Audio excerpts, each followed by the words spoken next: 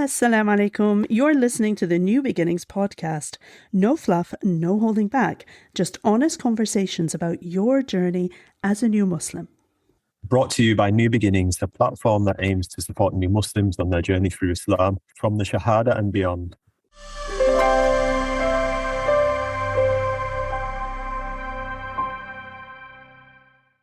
Assalamu alaikum. Welcome back to the New Beginnings podcast. I'm your co-host, Amanda.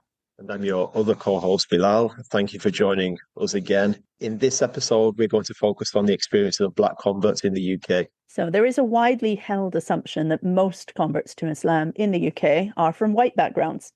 But studies show that this is not the case, and yet voices and experiences of converts from African and Black backgrounds are often not highlighted in our communities.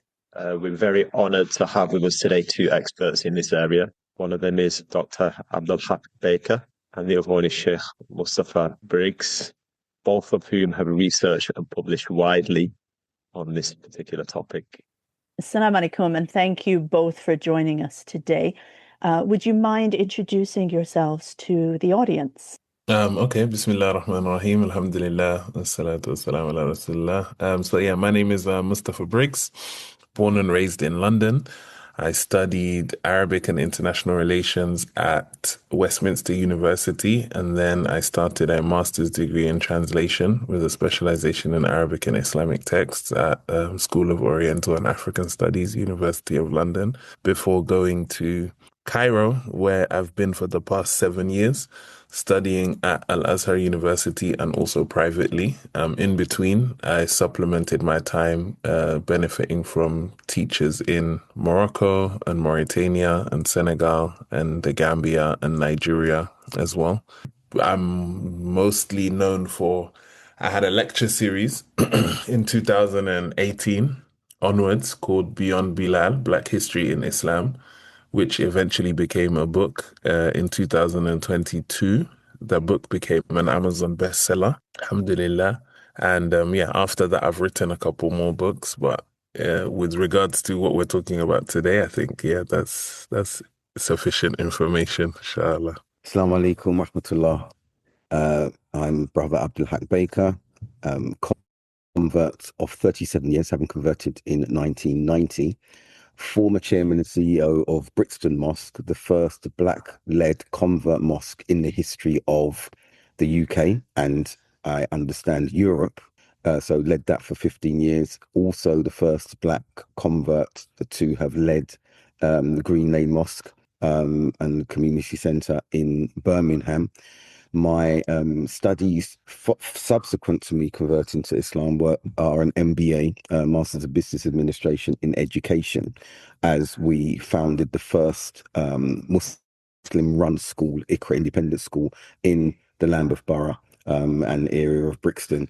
And my PhD looks specifically at converts as it related to our vulnerability or conversely resilience to radicalization.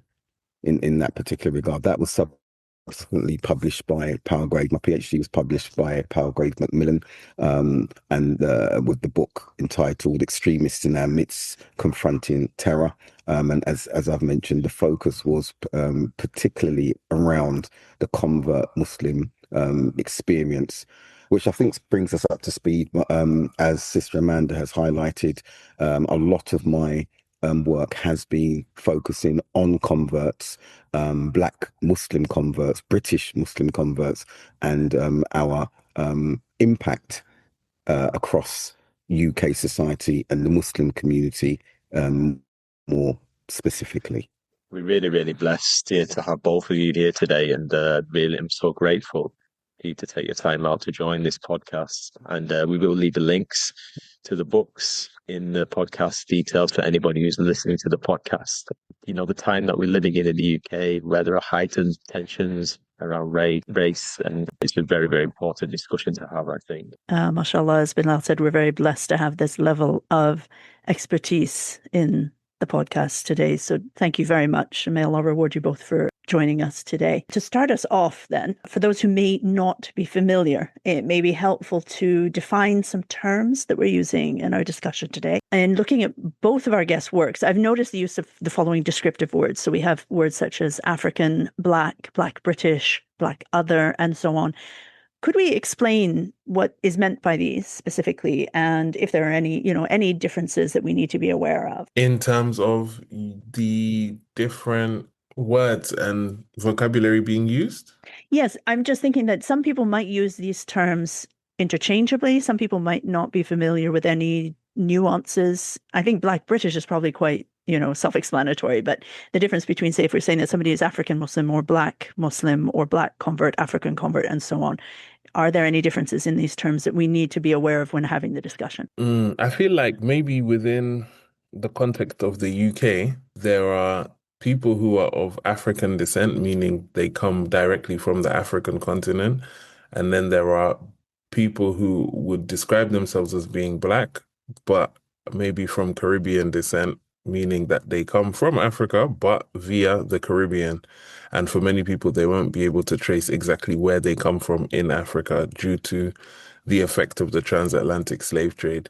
And it's interesting, growing up in the UK, we always had to, you have these forms to fill out and you have to tick the box. And then they're like, okay, what are you, Black British? And then you tick the Black British box. And then there's the sub boxes of Afro-Caribbean or African or, all of these different racial categories. So I feel as though we all come under the category of being Black in terms of, our appearance. But then there is the slight difference between people who come directly from the African continent without the interference of the transatlantic slave trade, and then people who come from the Caribbean as well. And this is just the British context. The American context is completely different as well, and that's even a whole different ball game. But due to the fact that we're all British here, and I feel like this is a British program, we'll just stick to British terms. But I concur with everything that Brother Mustafa said. As we look from a British context, I think it's also really important to understand why the usage of Black British, Black Other is being used. Black first came into the descriptive analogy, if you want, for want of a better phrase, of Africans when we or our forebears were being commodified. And when that term was placed there deliberately so, then we saw a strategy, overarching strategy that's still with us today to distinguish Blackness from whiteness. Europeans did not know they were white.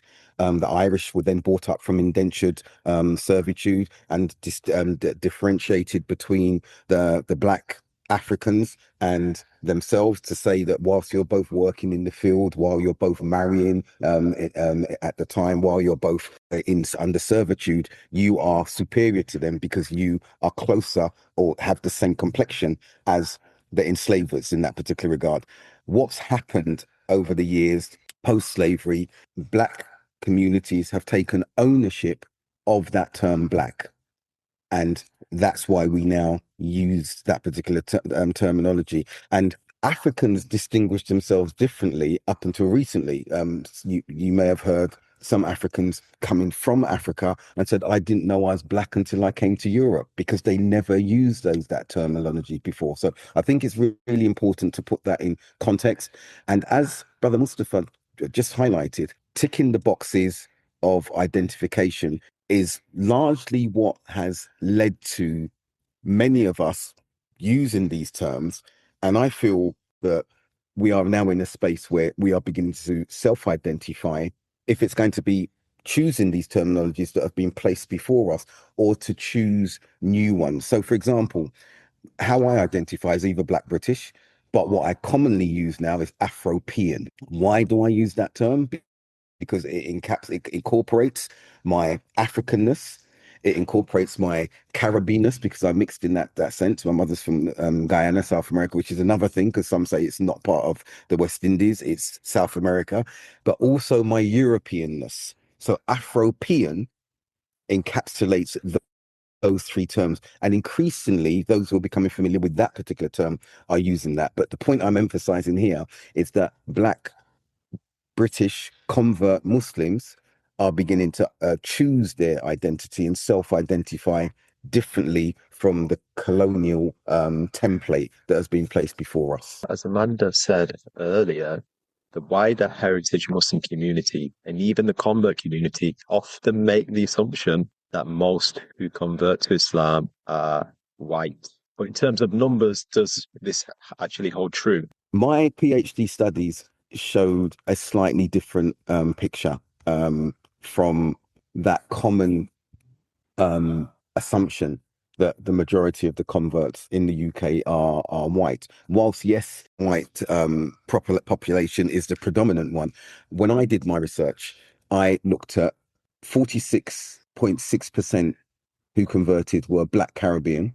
That's how they identified. 16.6% were Black African. Black British was 10%. Black Other was 6.6%. Other stroke mixed, that being Middle Eastern, Dominican, Mauritanian, Caribbean white was 10%. Other white was 6.6%, and white British was 3.3%. So we can see clearly here from the research that I've just, as I said, this was my PhD studies, 2000 up to 2009, clearly shows, and it's what we see on the ground from a community perspective, that the predominance when you're comparing white or black or anyone else is that the black conversion is far higher than white conversions. And you could say and argue that that can be subjective depending on the region where we are geographically. But I think the common trend we're seeing in the UK is that it was and continues to be black conversions to Islam. Bilal, in terms of the people that you have taking Shahada, sorry, I was just going to ask, in terms of the people that you have coming to take Shahada at New Beginnings, because obviously that's an online platform, so it's again in a third space that's separate from communities on the ground, perhaps therefore more easily accessible. Perhaps anecdotally, I don't know if you analysed it at all. What would you say you're seeing in terms of numbers? Yeah, so what we're seeing on the ground is that it's not the case that the majority are black converts to Islam. So what we're seeing is that the majority are white, almost in line with the demographics of the UK. I would say there is probably a higher trend, slightly higher trend amongst the black community. And then we have people of Indian heritage as well that are converting to Islam that, generally get, they're invisible, in the community once they do the conversion a lot of the time. It's generally following the same demographics as the UK. Okay. Can I highlight, if I may, and this is backed up by other empirical research. So, for example, we see from University of Cambridge reports, Suleiman in 2013, where he stated that converts from an African Caribbean heritage may form one of, if not the largest groups of converts to Islam in Britain. Continuing with what he was citing, saying there is no evidence to support any claim of a mass conversion of the population of Islam, and converts remain a small minority group within the minority of heritage Muslims. But that, again, just reiterating, re-emphasizing, that doesn't take away from the fact that African Caribbean heritage individuals are one of the largest, if not the largest groups who convert to Islam in the UK. Probably the time has changed. So New Beginnings has only been going since 2020. So I can only speak about my own experience over the past few years. Maybe in the 60s and 70s, we did see a lot more. There's more sway towards the African Caribbean community in terms of conversion. But I do think the times have changed since a lot of those studies, and that's why we're experiencing those discrepancies in the two. That's perhaps an interesting point, but one thing that I would, just from my own personal experience and the people who have taken Shahada through Cardiff New Muslims, which is, as it says in the name, we're based in Cardiff in South Wales. Being South Walian, the majority, as Bilal suggested, you have the demographic of the population of the UK being whatever percentage of each particular group. But I would say that proportionally, there are more Black people of various backgrounds becoming Muslim than there are people of white backgrounds becoming Muslim. The absolute numbers will be more white people to Black people in Cardiff, and I have to emphasize that. But proportionally, there are more people of Black backgrounds becoming Muslim than the percentage of the population would suggest. So it is still a higher trend than in general. And I do find that quite important to note that, perhaps it isn't, as Dr. Baker said, that it may be also depending on where you are. I mean, I personally know several people who have become Muslim in recent years who are from Caribbean backgrounds, and they've mainly come from, say, South London areas and things like that, where that is a big community, if not a majority community in some areas. So I think that has a lot to do with it as well. So, but this is interesting because what we are seeing is that, no, it's not mainly white people who convert to Islam in the UK just because it's the UK, and we need to get past that. Whether it is historically true, currently true, or whatever, we do need to understand that and to respect that, because it does make a large body of convert experiences that are being ignored widely. Now, both of our guests, you have spoken and written quite widely on the history of Black converts to Islam, especially in the UK context. And I'm just wondering, historically, what would you say have been the main motivators for people to embrace Islam? And in your experience, do you think these have changed over time at all? In my research, the main reason that I've seen people converting to Islam, especially from the Black community, a lot of the time, and this was my personal experience as well, is coming to the understanding of the historical context of how Christianity was brought to the African continent and to Afro-Caribbean people and Americans. And my research stretches over into America a lot. I was married to an American for 7 years. My son is half American, and I used to tour there a lot. So I feel like with my research, it kind of crosses over not just the Black British Muslim experience, but the African American Muslim experience as well, and the Afro-Caribbean Muslim experience. But a lot of it, according to my research, is just understanding the context of Christianity coming to Black people through colonization and the transatlantic slave trade, as opposed to Islam coming to Africa through trade and through free, Africans deciding to convert to Islam, and the histories of the empires that existed pre-colonization, the Mali Empire, the Ghana Empire, Songhai, etc. But that is a very specific kind of demographic within the Black community, people who had researched into the history and then came to that conclusion. Other than that, as well, I feel like a lot of the motivating factors for people to convert to Islam is just the comparison ideologically between Christianity and Islam. The fact that Islam is much simpler to understand and more straightforward when it comes to issues such as the Trinity, for example, the divinity of Christ, him being the Son of God, and all of these kind of concepts that for a lot of people are difficult to understand being Christian. But when you reevaluate those things from an Islamic perspective, you realize that, okay, well, Islam is a bit more logical and it makes a bit more sense with regards to, okay, I can conceptualize that there is one God and that he doesn't have any children and he's not a part of a trinity, but rather he sent human beings like us as prophets to deliver messages on his behalf. And Jesus was one of them, and Muhammad sallallahu alaihi wasallam is one of them, peace be upon him. And all of the other prophets that are mentioned in the Bible are from a long line of people who have been chosen but are not divine, but have connection with the divine. And that becomes a lot more easy for people to be able to comprehend and understand. Other than that as well, I think the social aspect of Islam as well, a lot of people maybe come into contact with Islam, with Muslim communities, and they like the unity that they see, they like the organization that they see, they like the lifestyle of Muslims, and through that they become attracted. But yeah, those are the main kind of motivations that I've seen, but I haven't done in-depth research into the convert experience compared to maybe Shaykh Abdul Haqq. So let me pass it over to him as well to take over and add from his wealth of research and experience.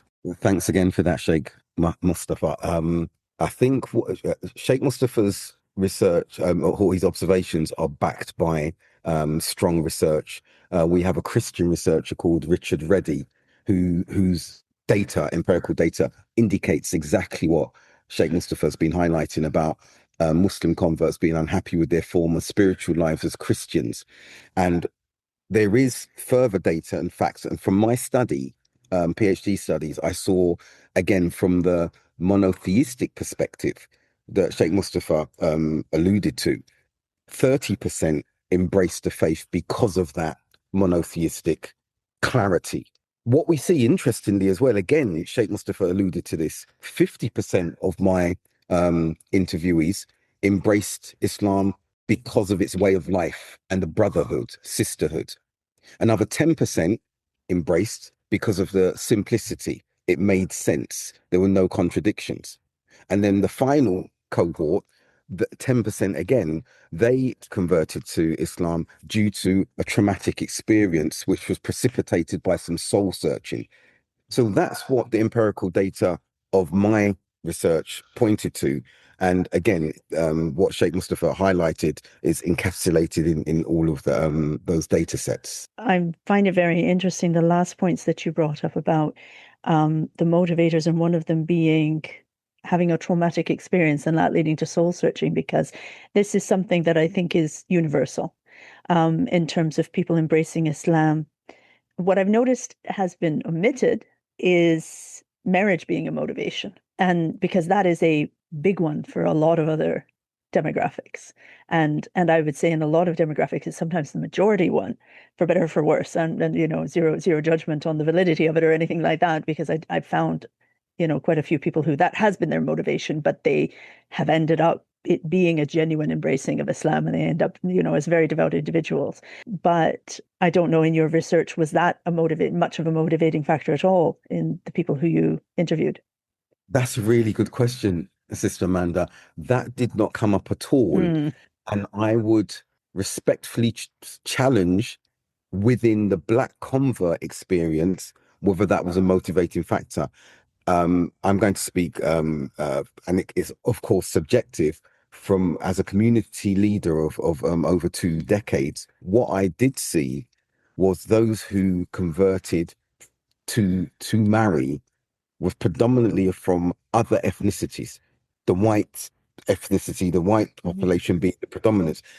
And I'm trying to think now, I'm actually trying to think of any Black conversion experience that I've had or individuals that I've met in my 37 years where they said, I am converting because I want to marry this woman.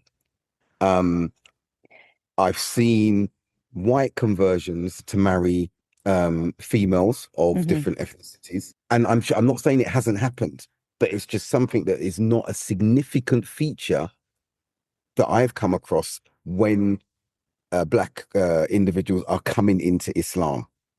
Because this question, when interviewing the interviews, it was a semi-structured interview, so they could give whatever reasons they wanted around that, and not a single one mentioned because I wanted to marry a woman or I wanted to marry a man. I find that fascinating and perhaps telling without being judgmental, but and with the caveat that there are many people out there who convert not for the sake of marriage, but the romantic partner has been the catalyst for their interest in Islam.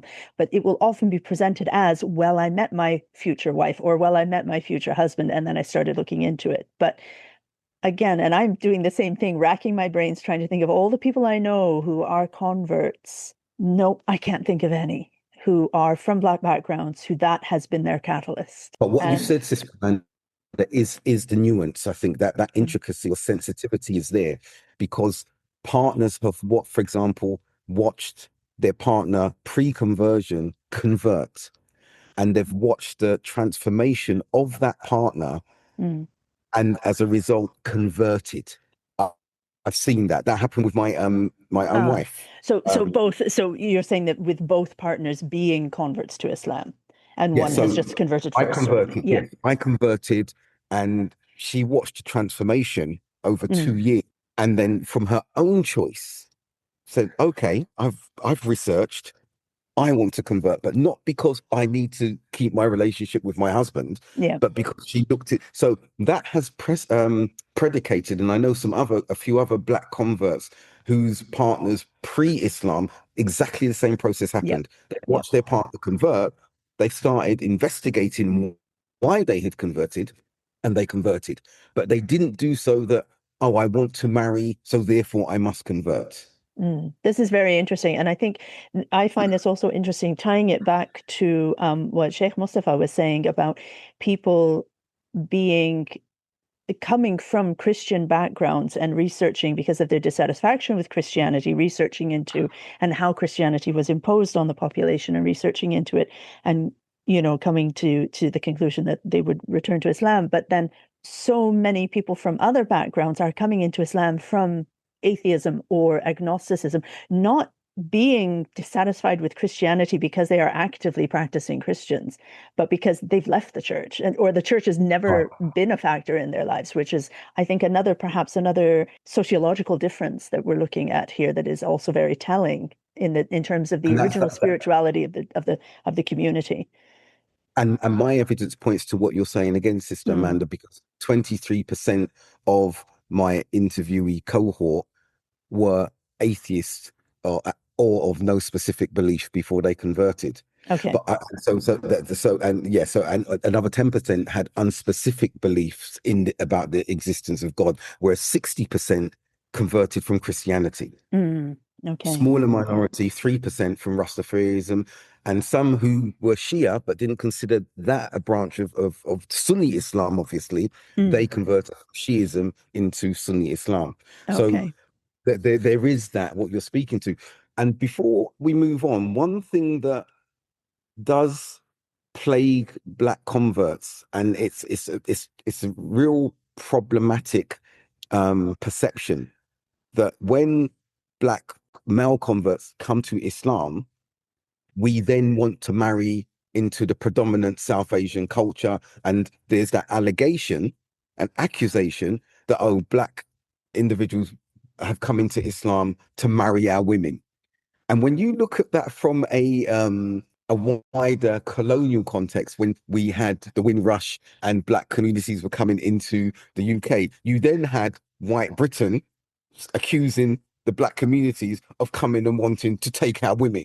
So in this era, we're facing that again, but from amongst our co-religionists. And it's not true. It's an incorrect. Yes, there may be marriages across the South Asian community, the predominant Arab communities, but no, it's not we've entered Islam and we are now targeting South Asian women. And it's really unfortunate. And I think this speaks to, and I'm sure we're going to talk about that a little bit later, that speaks to the anti-black racism that is prevalent amongst our more predominant communities in the UK as it relates to Muslims. I think what you've just brought up segues nicely into the next question, which is Bilal will ask this one. We often hear that 3 or 4 times as many women as men convert to Islam.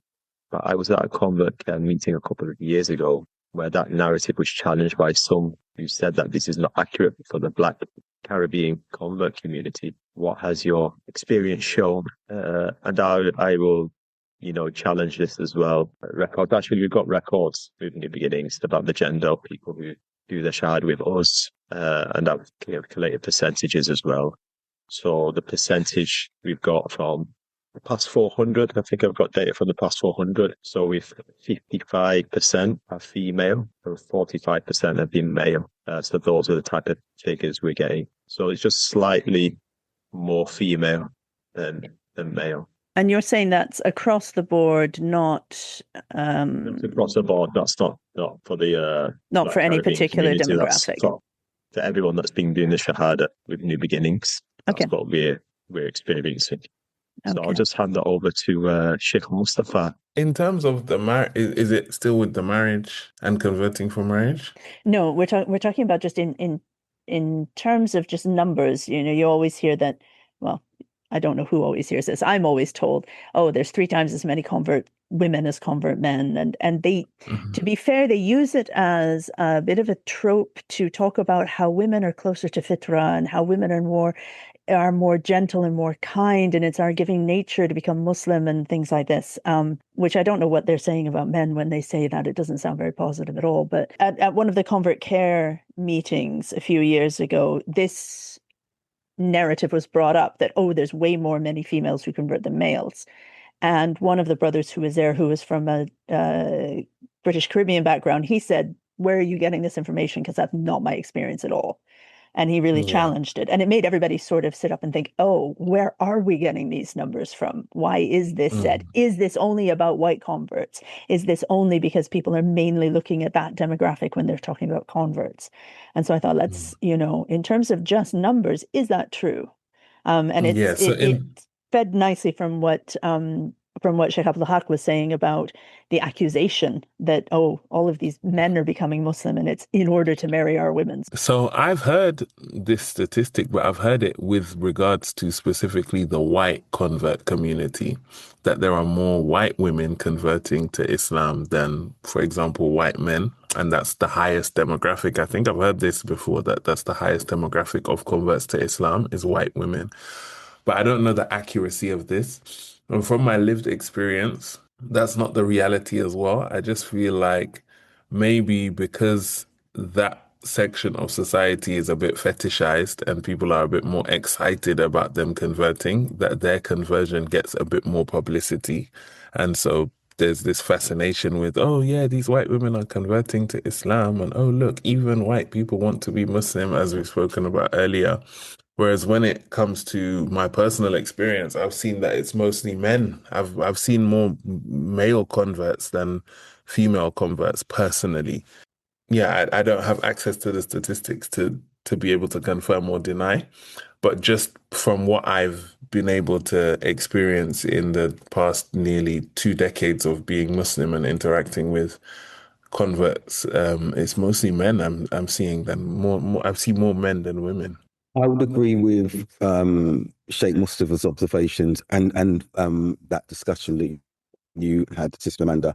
The data that Bilal's highlighted, I think it can be swayed slightly more to the male conversion when, again, you look at a wider geographic picture. But one of the anecdotal things I can speak about as a community leader is the challenges facing Black women pre-conversion and post-conversion when we look at how they're viewed and treated and the microaggressions and racism towards Black women in Western society. Pre-conversion is appalling, and the statistics point to that.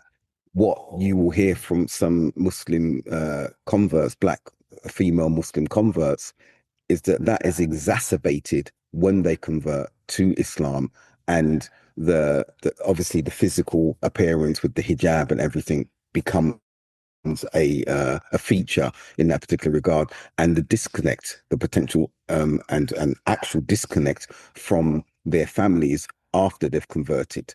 So I'm not saying that that's the reason why the conversion rate for Black women is less, but they are certainly some of the challenges to be taken into consideration for why that number of conversions between Black men and Black women are different. It certainly is Black men who are converting at a faster rate. The scale, I think more research would have to be done in that regard. My research, well, unfortunately, when I tried to speak and initially approached Muslim sisters in that regard, because of their social conservatism and levels of orthodoxy, I only got a really small cohort, and I felt that the data would be skewered if I relied on that small percentage. So in the end, I pulled out from including that data and focus purely on male converts. I did wonder about that, if the lack of experience or the lack of understanding, because I'm also thinking, obviously, as a woman, my experience within the Muslim community is with women, is with sisters. And so, I could, if somebody said to me, oh, in your experience, are there more men converting than women? I would be like, well, I don't know, because I only talk to the women. If somebody reaches out to our organization as a man, they're instantly put onto the brothers. right? And I wouldn't be able to tell you who has and hasn't taken Shahada, which is it's just about preserving the modesty of the individuals and having those, maintaining those boundaries and so on. But it is something I think that needs to be looked at. And when you're talking about that our sisters are experiencing even worse problems post-conversion, what sort of support are they able to receive or are they able to access when experiencing these issues? That's a really good question.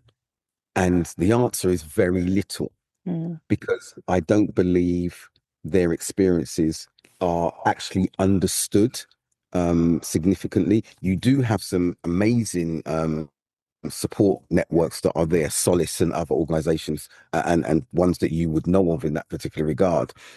Are they accessible to all of the women? Are these converts aware of them? I'm not sure. But I think that the day-to-day challenges that these converts are having they're surmountable, but they don't appear so from where they are, because they're still carrying the microaggressions and racism from the wider society, still having to navigate that in itself. And in order to if in order to exist, to take on this other socio-religious challenge, socio-cultural challenge from a faith that you from adherence to a faith that you've adopted, leads to one of two things, I would say. In the first instance, some pull back from practice, or some become more insular and isolate, and that is the challenge that is there. So I believe more can be done. I don't think the support is enough. And this is me speaking to those who come and contact me and the challenges they're having, and the challenges that even spiral to single mothers with their children and lack of control there. And I'm not saying that's peculiar to Black convert Muslim women, but because of societal perceptions, which are perpetuated within the wider and micro Muslim community, it exacerbates the challenges and uphill struggles that Black convert Muslim women have. And again, what I'm saying is anecdotal. I'm not bringing evidence behind that. And of course, it's subjective. I'm happy to be challenged by this, but it'd be really, really interesting to see research that speaks specifically to what we are covering at this point. I agree. I do think that research is needed, and I do think more support needs to be made available for these sisters facing these issues.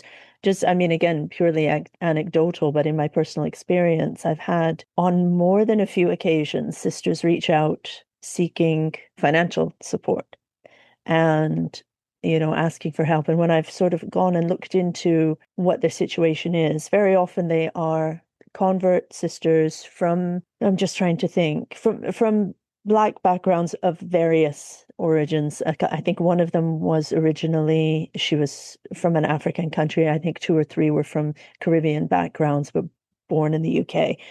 And all of them were single mothers, all of them carrying huge amounts of pressure on their shoulders in terms of raising their children, raising their young men in many cases. And I think it goes without saying the challenge of raising young Black men in the UK is a real task. It's a really difficult task for anybody, let alone a single mother, with all of the challenges that boys are facing. And then on top of that, carrying so much trauma from what they had been subjected to by Child Protective Services, by divorce courts, by legal systems, and so on, and their lack of trust of anybody offering help. And the number of times I've had to reassure sisters, you can go to this place and pick up a food parcel. Nobody is going to report you. And them saying, how do you know? And I'm like, you're right, I don't know. I'm going on their word. They are telling me it's fine. They are Muslims. That is, I have to take them at their word. But what these sisters are saying to me is, okay, but you don't share my lived experiences. How do you know what I'm going to face? How do you know they won't report me? And I have to say, you're right, I can't say that they won't, but they have told me they won't, and you need the help. And it's an entitlement that they actually have. So what you're saying rings true. And there is an underlying current that is relevant to Black Muslim converts as well as female Muslim converts. And it's often ignored or not understood, or even acknowledged amongst the Muslim community, there is inherited trauma from transatlantic slavery. This is a proven fact. There is a poverty mindset that plagues a significant minority, if you like, of the Black population across the UK. You have inherited wealth. We see that. We have white privilege. We all acknowledge these aspects here, but there's not an acknowledgement of inherited trauma. There's not an acknowledgement that there is a poverty or scarcity mindset that many of us were raised with because of this colonial construct that continues to cloud the spaces that we're in, the infrastructure that we're in, the societal infrastructure and apparatus that are there were not built for Black convert or Black minorities. It was built on our backs, our forebears' backs. But even as we speak now, institutionally, we are in a societal paradigm that does not favor us, as women generally are considered, irrespective of color, to still be fighting for particular rights in the society that hold itself open, liberal, forward thinking and everything. Those who are at the bottom of that rung are unequivocally Black women. So if you then place that whole context that I've brought in front of them, their struggle is, again, it appears insurmountable. And what's happened between Black women and Black men historically, transatlantic slavery from there on, was to break that family bond structure psychologically so that the independence of the woman is something that continues to be lauded. The irresponsibility and worthlessness of the Black male is something that is still promoted, even though it is subtle. And in this environment of individualism, this is perpetuated even more. Hence, the family support structure from a Black Western context is something that still is a rarity. There are amazing Black families that are there. But if we're going to go back to definitions and how we define ourselves, the African nuclear family has a long tradition that goes back centuries. The Black Western tradition, post-slavery, is there, but it still has all of that inherited trauma as an undercurrent running through it. Now, some might say, how can you say that? Then I've mentioned the Black African traditionalism. You have the same with white societal claims. You have the same with the South Asian communities, that long traditional pathway that they can go back to. You have the same with the Arab community. With converts, it's not there. We hope to achieve that for our children and our grandchildren, that line. But when it stops with the convert at this particular journey, where is the familial connections? Where's that traditional route that they can rely upon? It's absent, largely absent in the first generation converts. That's quite a powerful point that you've made, which is something I've never even really considered before, subhanAllah.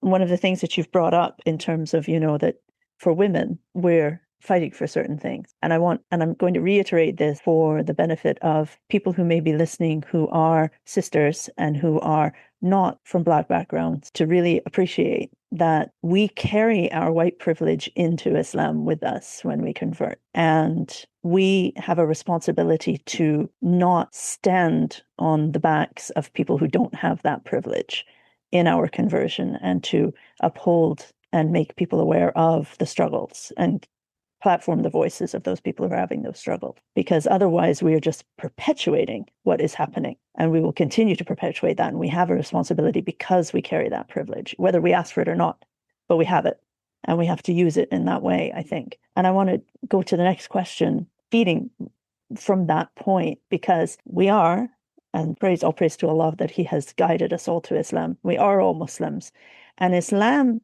has taught us an anti-racist narrative, but are we seeing it in reality when it comes to how the community practices Islam, how the community, we've touched on this already, but how the community upholds racialized narratives and upholds the racialized systems that, especially in Britain, that the British society is built on specifically. How is the wider community practicing these teachings, if at all? And what would you suggest needs to be done if we're failing in that? Shaykh Mustafa, your book Beyond Bilal, specifically written because of this topic. Muslim community would love to, quote the hadith about the white being no better than the black, and the Arab being no better than the non-Arab, and so on, and all the verses of the Quran that's mentioned equality of people of different races, different races and tribes that you may know one another, and so on. But in practice, is it really happening? Are we seeing the reality of it? So, Sheikh Mustafa, I'd like to hear your thoughts on this. Yeah, I would say in practice, it's not really happening. It's improved over the years with the campaigning of, many different people, myself included. But generally, I feel like with many people, especially from the Black Muslim community, they've always felt this underlying tone of microaggressions from the rest of the Muslim community, subtle racism or even overt racism in how they're dealt with. And so many different issues. And so, like, Beyond Bilal, for example, was a product of that in terms of I was in 2017 hearing a lot about the Black Muslims' experience within the wider Muslim community. And I was even asked to be part of panel sessions and talk about my experience as a Black Muslim. And personally, I just analyzed the situation and I said, I don't want to add to the constant narratives of, oh, I'm a Black Muslim and this is what I'm suffering and this is the pain that I'm going through and this happened and that happened and I got called Bilal and somebody said this to me, and just I felt like a lot of it was just people narrating negative experiences without thinking about how can we move forward and how can we tackle this troublesome mentality that we have within the Muslim community of anti-Black sentiment and racism. And so Beyond Bilal was the product of that, in terms of I wanted to produce something that would contribute to help alleviate these symptoms in the Muslim community. And I felt like the only way to do that was through educating people, making people realize that there has always been a Black presence, that many of the prophets and righteous people that we read about in the Quran and in the seerah of the Prophet ﷺ would have been racialized as Black in this day and age. And so if you have anti-Blackness, then you would have been anti-them. Talking about the history of Islam in many regions, because many people, for example, when they see Black Muslims, they just constantly assume that they must be converts and that Islam is not really present in Africa, whereas Islam is the majority religion in West Africa and has been present in West Africa for over 1,000 years. Speaking about the history of, some of the African empires, and yeah, I covered a lot in the Beyond Bilal series, but I felt as though education was the best way to move forward, in terms of if people know better, then inshallah they do better. And so once you come to know these things, it would be difficult for you to maintain that same anti-Black sentiment and that same racism. So I feel like just raising awareness about certain things, re-educating people. Us as Muslims, generally, our knowledge of our own history and legacy is very, very poor, let alone the knowledge of the history and legacy of other nations. And I feel like that's what informs a lot of our social interactions negatively as well. And this all goes back to when Allah subhanahu wa ta'ala tells us in the Quran, وَجَعَلْنَاكُمْ شُعُوبًا وَقَبَائِلَ لِتَعَرَّفُوا, that He made us into different peoples and tribes in order for us to come to know each other. And so, it's important for us to make sure that we're putting in effort to know each other and understand each other. And that can remove these negative sentiments between us. Yeah, may Allah bless you. Remember, you reminded me of an incident, and obviously Muslims in West Africa, they have hundreds and hundreds of years of Islam in their heritage, much more than some, from Pakistan and Bangladesh. It was Sheikh Ibrahim Osiafa from Liverpool, who's obviously Nigerian heritage, and somebody came up to him and like, oh, when did you convert to Islam? It was just because he was Black. They assumed that he had converted to Islam, and he went up to study, but not realizing actually there are Black Muslims that have centuries of Islamic heritage. It's interesting that we're talking about experiences of people being assumed to be converts because they're Black, when we're also saying that people assume that converts are white, and it's a reality. I mean, I've seen, I'm not doubting either of these statements. Both of these statements are true, and neither of these statements are true. Everybody assumes that converts are white, not true. Everybody assumes that a Black person is a convert, also not true.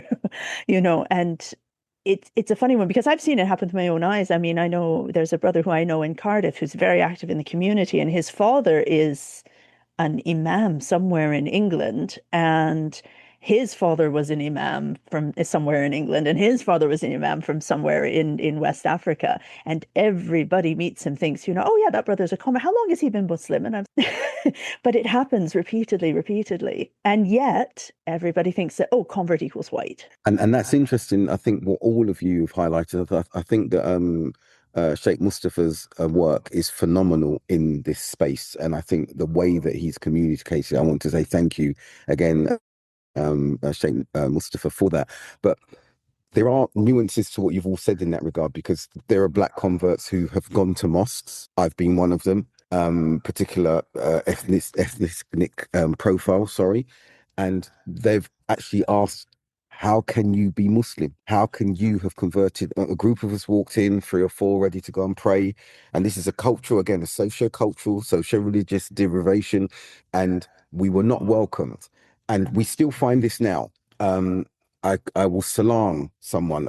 Black Muslims will salam individuals, visibly Muslim, or we may be dressed casually, or even our wives will salam. I've witnessed this in supermarkets at the checkout, and the hijabbed individual from a particular cultural backdrop, so predominantly South Asian, will just look at you and smile. And you would actually say to them and address them, "We are Muslim." They would smile. They would not return the salam. But going back to that first example, being questioned, how can you be Muslim? You cannot convert to Islam. So while there's conversely the assumption on one side, looking from another extreme perspective, and I say extreme, not violent extremist extreme, but ideological or culturally extreme, if you like, to question that you can in fact be Muslim. And it goes back to what Sheikh Mustafa mentioned earlier, and I'll stop at this point here. The shock of hearing about the lineage or appearance of previous prophets of Allah. One of the things that I think was impactful, even for me, and when I've cited it, you've seen Muslims come back and push back at it.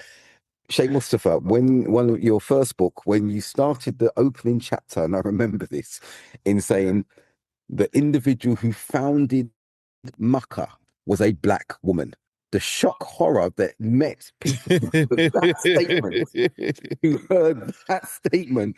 And when I brought it in podcast, no, why are you saying this? Why are you bringing color? Why are you bringing everything?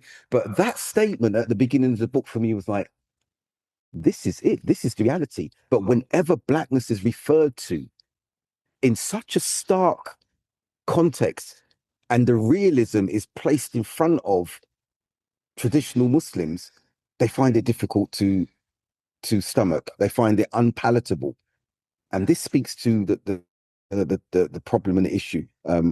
Hence the importance of Sheikh Mustafa's book. And Sheikh Mustafa, you might, I don't know, sorry, brother Amanda, sister Amanda, brother Bilal, I want to ask Bilal, what led him to open his book with that? Because it hit me in the face, like, oh yeah, wow, mashallah, that is actually a fact. Makkah was founded by a black woman, Hajar.